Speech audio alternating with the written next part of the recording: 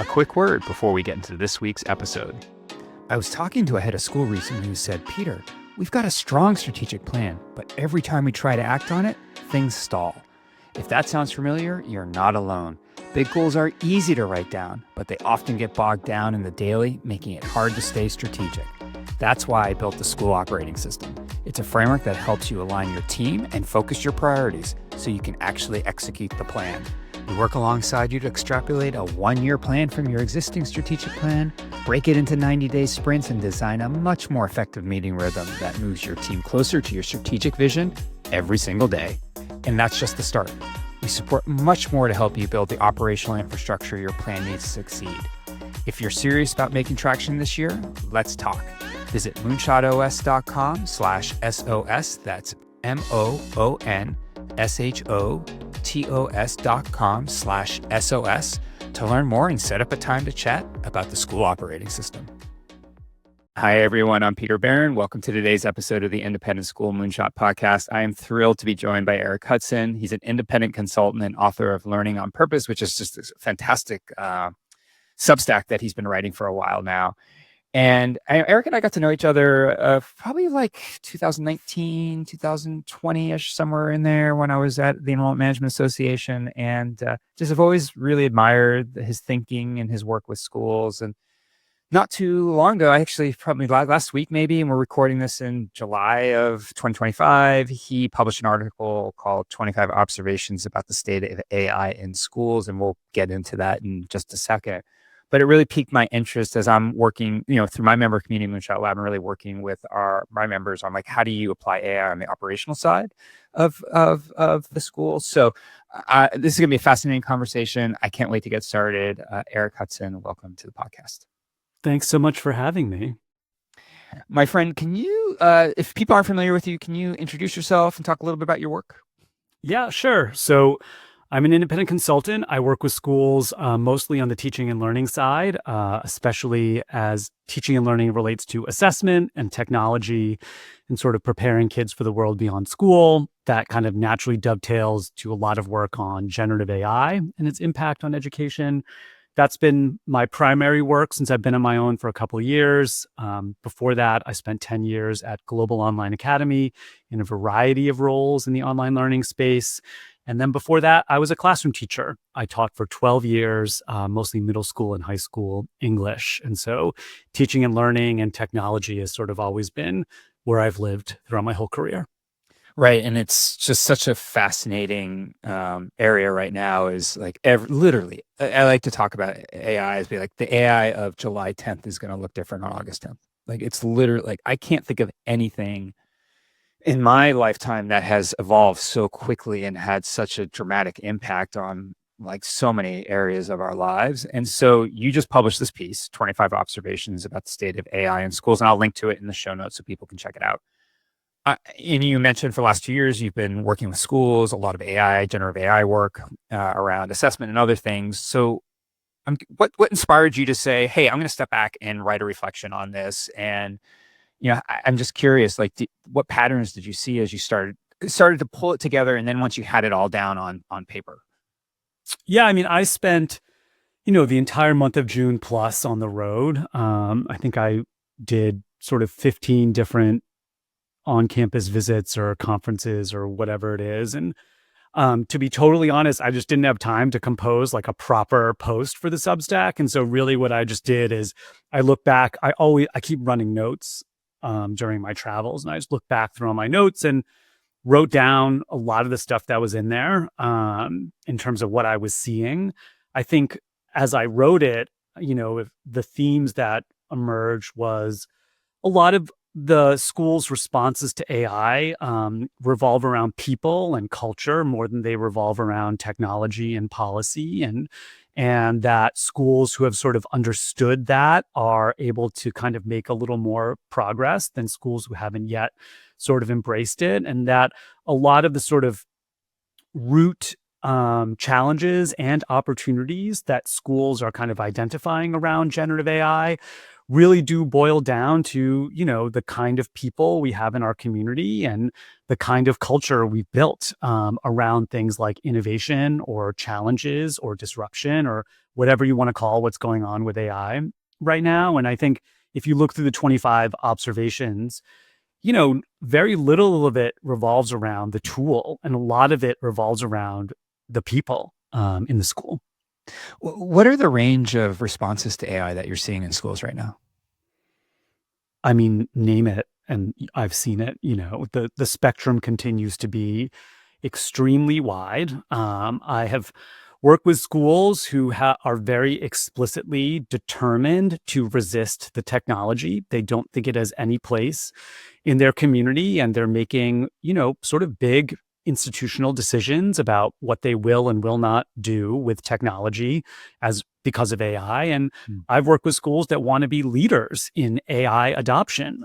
They want to be pioneers in the field around it, and everything in between. I also have not seen a lot of schools yet develop sort of a unanimous approach within their community, right? Schools are still dealing with a lot of really diverse points of view and feelings about the technology. And that, again, goes back to the fact that it's so disruptive and moving so fast that it's really getting at some really human issues, both for individuals and for schools.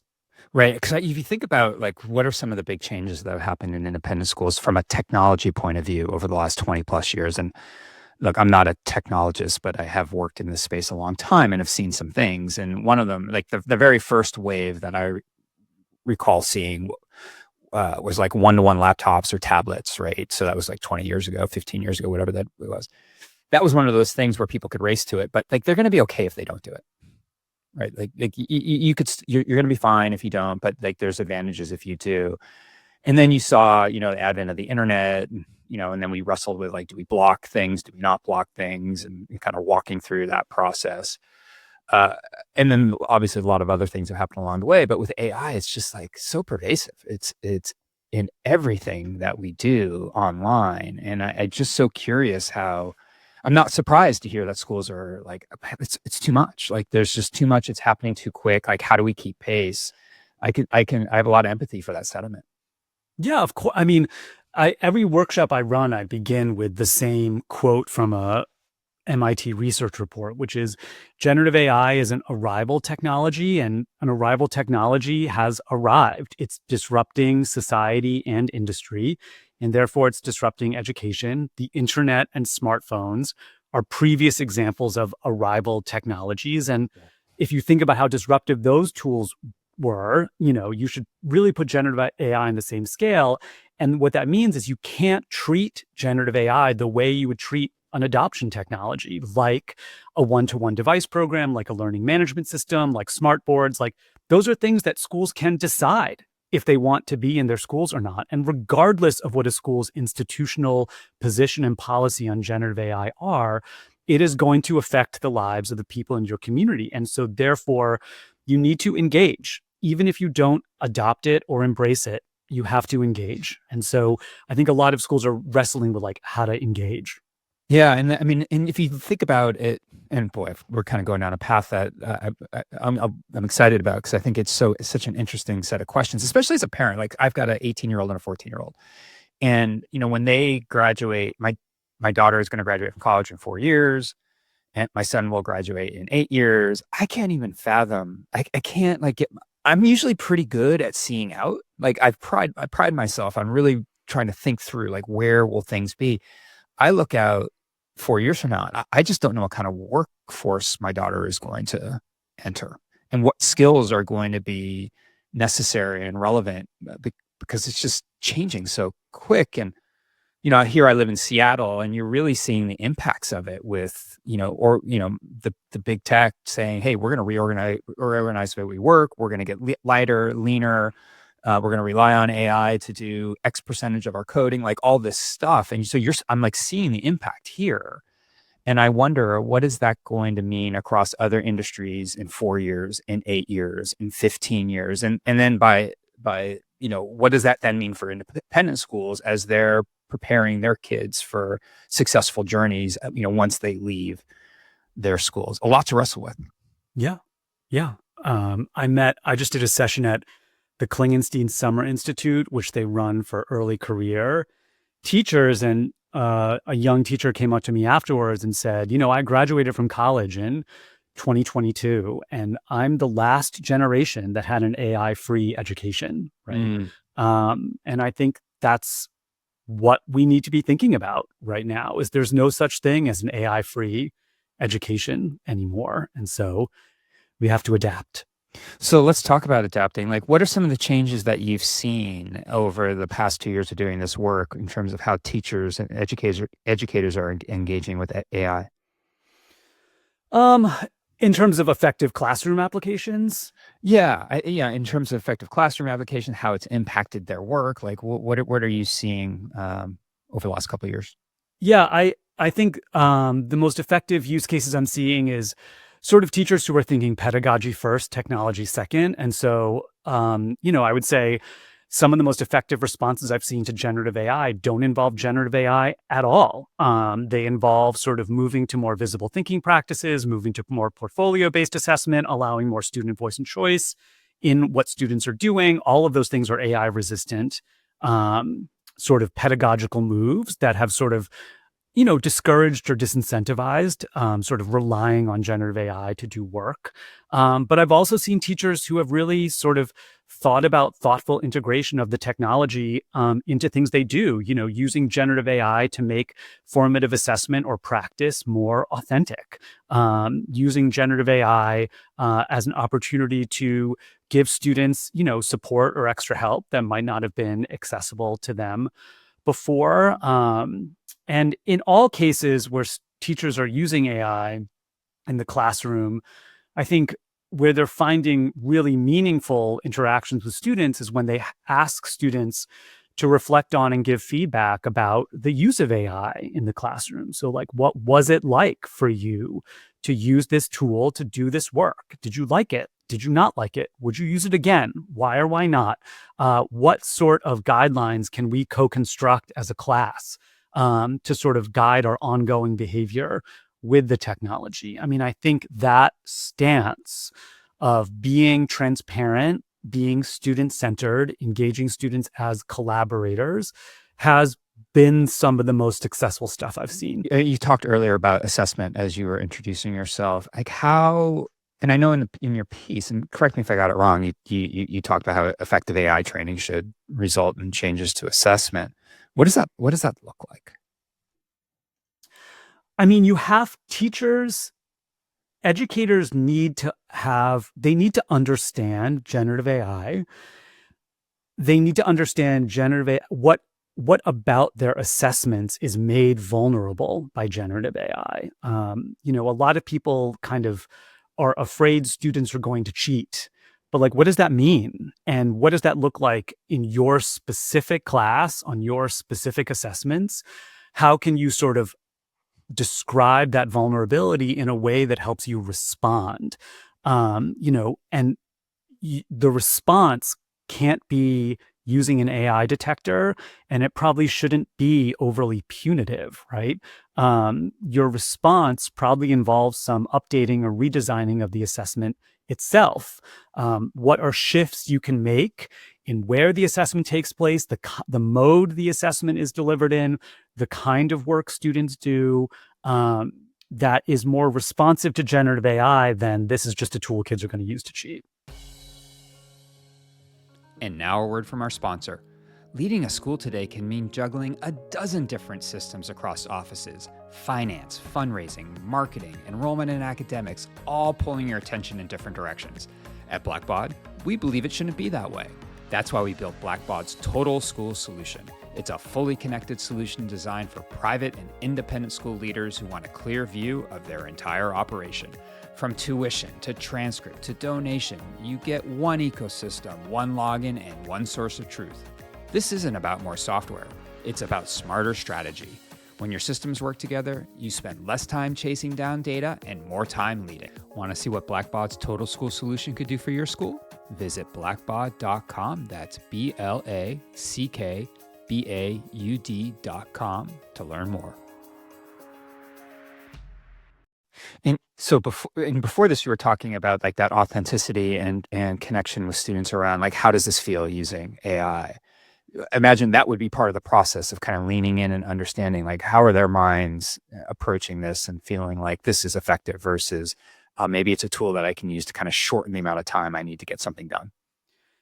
Right. Like, yes, those conversations in my experience are not yet happening in schools. For the most part, it's more about students and teachers hiding their use of AI more than it is sharing their use of AI and talking openly about what they like and don't like about it, what they're finding productive and unproductive about it. And I think all of those sort of reflective conversations are what allow you to make adjustments to an assessment. Why do teachers feel like they need to hide it? I'm curious. Why do teachers feel like they need to hide their own AI use? Yeah. Yeah.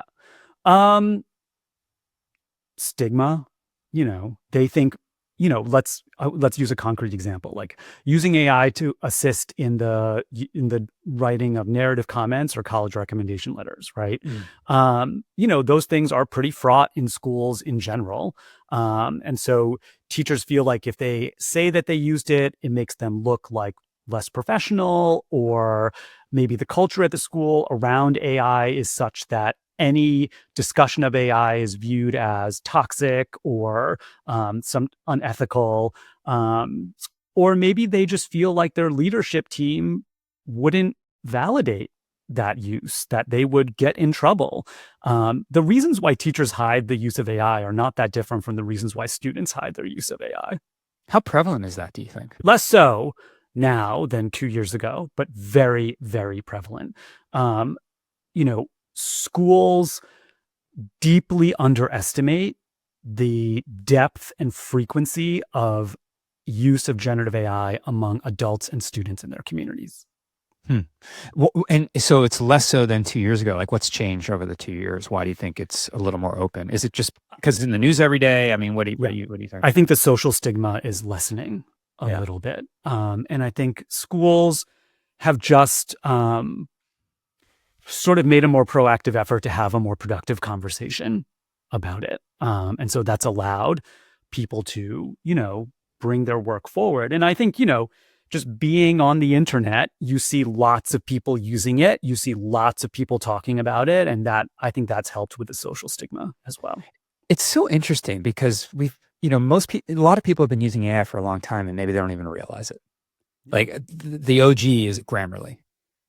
Like so many of us use, I use Grammarly. I've been using it for years, right? It's a huge help for me, but that's like classic AI behind the scenes. Yeah. Grammarly, up until recently, Grammarly was mostly sort of the spell check, machine learning, predictive AI, right? I think generative AI, it's just a different category of artificial intelligence. It can do more stuff. I think the fact that our first kind of interaction with generative AI as a technology was ChatGPT really sort of drove this, which is here's this tool that is designed to create, sort of generic but professional and competent writing instantaneously. Its user interface is such that it looks like it's thinking and writing. Its user interface is so easy and accessible that everybody can use it instantaneously. And so I think that shift from, oh yeah, there's AI in Grammarly to, oh, English class is dead, just happened like really fast. Right. And people are still kind of dealing with that shift. Right. I love that it's like adopted versus arrival, right? So like it just arrived, one day you woke up and here it is. You mentioned in the piece that non-instructional staff, and these are generally the folks that I work with, right? Development, enrollment, heads of school, whatnot, are often ignored in AI conversations, but you think they could be leading innovation. I agree. Where do you see the biggest missed opportunity there? I think the missed opportunity is not creating professional development experiences for professional staff at your school. Mm-hmm. So like I do, I would say 80% of my AI work is professional learning for educators, right? Mm-hmm. Like instructional staff. And then, maybe 1 out of every 10 engagements I have, they set aside time for me to work with professional staff, like communications, enrollment, business, whatever. Right. And it's just a different conversation. Like, it's just less fraught, first and foremost. These are professionals with prior knowledge who, you're not dealing with some of the same sort of philosophical and ethical and pedagogical questions you're dealing with kids. And so it's more open. We're ready to get to work right away. And their work is just very well suited to applications of generative AI, creating communications, refining communications, data analysis, tracking different patterns across different departments, organizing content. All these things are really well suited to applications of artificial intelligence. And I think a lot of staff are like sort of in my experience, are sort of in the place of saying, do I have permission to do this? Is really the big question I get. So let me ask you then about AI policy. Like, what's your take on how schools should approach AI policy in this moment, and what should they avoid? I mean, I just don't even like using the word policy anymore. I think it's just like policy is rules. And I don't know how you write rules for something that is evolving so quickly and is something that, your school might not deeply understand. I think schools that are trying to write AI policy is like trying to write a recipe for something you've never cooked before. Do you know what I mean? Like, it feels like the wrong step. And so I kind of tell schools, well, you kind of need to articulate a position first and foremost. Like, what do you believe about this technology as it relates to the mission and work of your school? And in order to articulate a position, you do need to learn about the technology, and you need to use it, and you need to engage with stakeholders. And once you have a position, then you can articulate some guidelines that are helpful. But I think beyond that, trying to write policy where you somehow are able to capture, red, yellow, green on every possible use case of generative AI is a waste of your time, frankly. I think you're far better off using your position and using your ethical guidelines to help your people make informed and responsible decisions on their own about how to use this technology and how not to use this technology, and teach them about it. Use that time to teach rather than to police. Yeah, I have a very similar feeling about that. It's going to be impossible to architect a policy that is so precise and encompasses every possible thing that can happen, because, as we talked about earlier, like, it's literally changing daily in terms of rollouts to models, and it's finding it in tools that we already use in ways that we didn't, like, oh, wow, there's an AI tool in this software that wasn't there yesterday. So that's really hard. But I believe that you do have to have like guidelines and ethical considerations, but the professional development around it is so critical, and modeling that behavior and training people and giving them opportunities to try things so that you can demystify it and figure out what are the best use cases for each individual. But then also being cognizant that you got to revisit this every 3 to 4 months. Like, this is literally going to be something that is changing so quickly that even you create these guidelines and ethical considerations today, like, things are going to change, and you have to just be prepared to be iterative in your mindset. Yeah, I totally agree. But I mean, schools, like, they're not built for that. And there's a lot of competing priorities. And so I say to schools, revisit once a year rather than once a quarter, because I think that's a more realistic, sort of time frame. And again, how do you sort of, I think there's just something around control that we need to let go of on this particular topic. It can't be controlled; it can only be managed. And how do you want to manage it? And how do you? And again, I go back to the human center thing of like, who are the people in your community who are best equipped to help you manage it?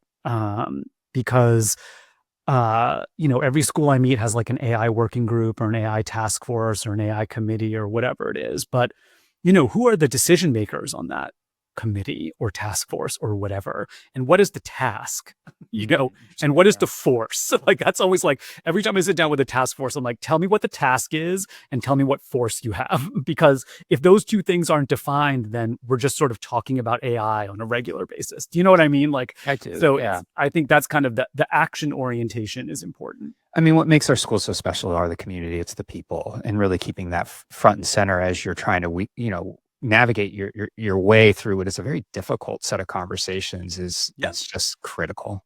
Mm-hmm. So I'm curious, you said that there's a spectrum. Some schools are like, I don't think so. Other schools are like, I'm going to be the leader in my market or nationally, whatever the case may be. But there's lots of schools in the middle just trying to figure this out or trying filling out the rest of the spectrum. For schools that are thinking, we're ready to engage in this more seriously, what's one thing that they can do right now to start to build long-term capacity rather than just focusing on maybe some short-term considerations? Like what should they be looking at long-term as they're making the commitment institutionally to start to do this work? You have to build adult capacity on the subject across your adult community. So that's professional development. That's, elevating early adopters as peer-based learning. That's, doing an audit on systems and structures to figure out sort of where AI might fit in. I think that you're never going to have, schools talk to me all the time about like, oh, we need AI literacy as a core competency for our students. I'm like, okay, you're never going to get student AI literacy without adult AI literacy. Right. And so, I think if your school has done little to this point, think about using the coming school year to really focus on building adult capacity. Yeah, I love that. I think it's such a great advice. I do have another question that just reminded me. Have you been following what Ohio State is going to do? A little bit. Yeah, I mean, they're making a commitment that every student is going to be AI literate by the time they graduate, starting with this incoming class. Mm-hmm. I thought that was just such an interesting, again, like fascinating concept. Execution is probably going to be really challenging because of what you had just said. Like, you've got to now educate the entire faculty and the whole community around what that even means and what their role in it all is. But like, where do you see that? We tend to look to higher ed and then kind of pull our ideas from higher ed. Do you think that's something that's going to start to filter its way into our K-12 independent school world? In my experience, higher ed is not a good model for all this AI stuff, just because, again, sort of this lack of institutional coherence and clarity, right? Do I think that AI literacy is going to become a critical component of K-12 education? Absolutely. Do I think that Ohio State's going to be the first one to figure it out? Probably not. But I think I would direct people towards an AI literacy framework that was just put out by the OECD and the European Commission on Education. It's free. You can download it. But what I really like about it is basically they say AI literacy composes knowledge, skills, and attitudes. And they articulate the kind of knowledge, the kind of skills, and the kind of attitudes. And I think that's a really useful way to think about sort of what AI literacy actually means and looks like. And especially around sort of how important it is that you can't just create an AI literacy course or embed AI literacy, for example, in your library and then check the box, right? It is so disruptive and so integrated in everything we do that it really does need to infuse all different elements of the life of a school. And so I think when you look at that OECD framework, you can start to get a sense of like, oh, there's probably low-hanging fruit across our school where we can start to sort of begin this conversation with adults and students in lots of different ways. And we might not need to build this whole sort of course or curriculum that lives over here. We might be able to nest it inside things we're already doing. Right. So if I'm hearing you correctly, what you're suggesting and what this framework is suggesting is that it just has to become part of a student's experience at the school or where it fits. It shouldn't be cornered off into a single course, but that it should start to weave its way through, other ways students are engaging with faculty and staff. Yeah. Yes. Like something I say to schools a lot is like, stop thinking about AI as a form of technology and start thinking about it as a form of assistance. And so how do you think about assistance in general across the student and educator experience at your school? How do people get support and assistance? They get it from peers. They get it from the internet. They get it from parents. They get it from a private tutor. And now they can get it from generative AI. How do you embed generative AI in school-wide conversations about support and assistance and what the boundaries are in those things? Because that's the future we're really headed towards, is everybody gets an AI assistant, right? And so to sort of silo it as sort of this thing that lives over here, I think is missing the future that's heading our way. Eric, that's brilliant. As we begin to wrap up, if somebody wants to reach out and get a hold of you, what's the best way for them to do that? Yeah, I mean, the best way to keep up with what I'm thinking about is my Substack, Learning on Purpose, free to subscribe. Do that. If you want to learn more about my work, my website is erichudson.co. You can read about my work. You can contact me through that website, and we can have a conversation. Fantastic. Eric Hudson, independent consultant and author of Learning on Purpose. And I'll, again, have the link to it in the show notes. Thank you. I really do appreciate it. Thanks, Peter.